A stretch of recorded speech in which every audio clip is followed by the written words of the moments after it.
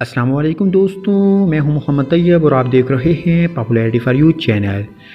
दोस्तों, आज हम आपको दुनिया के अजीब व गरीब कब्रिस्तान के बारे में बताएंगे जहां पर कब्रें ज़मीन में नहीं बनाई जाती।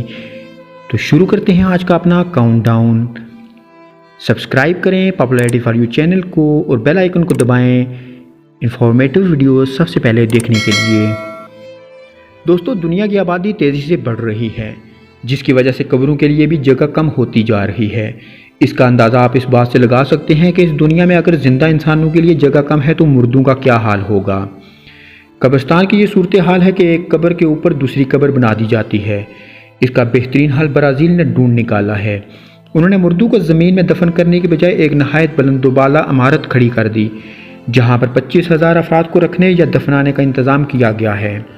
ब्राज़ील के शहर फंटोज में मेमोरियल एक्रोपोल नामी इमारत 1983 में बनाई गई थी, लेकिन इस वक्त यह इमारत बहुत छोटी थी। लेकिन आज ये इमारत 800 मीटर बुलंद इमारत में तब्दील हो चुकी है, जहाँ कई कमरे, एक बाग, छोटा सा आबशार, एक चर्च और एक रेस्टोरेंट भी है। इस इमारत को देखने के लिए दूर दूर से टूरिस्ट आते हैं, जिसे दुनिया की सबसे ऊंची कब्रिस्तान बिल्डिंग कहा जा सकता है। इस इमारत में कब्र खरीदना बहुत महंगा अमल है। कब्र की जगह जितनी ऊंची होगी वो इतनी ही महंगी फ़रोख्त हो रही है। 32 मंजिला इस इमारत पर कई ब्लॉक्स हैं और हर ब्लॉक में 150 मकबरे हैं। हर मकबरे में 6 कब्रें हैं। इन कब्रों को ठंडा रखने के लिए हवा के गुजरने का रास्ता बनाया गया है।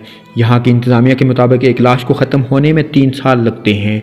अपने अजीज़ व अकारब की बाक़ियात को ज़ाया करने या दूसरी जगह मुंतकिल करने का इंतज़ाम भी है। यहाँ पर एक कब्र का किराया 10 लाख से 25 लाख पाकिस्तानी रुपए है। जबकि इसराइल में भी जगह की कमी के बायस इमारतों में कब्रिस्तान कायम किए गए हैं। इसके अलावा इंडिया में भी एक मकाम पर ऐसी कब्रें मौजूद हैं।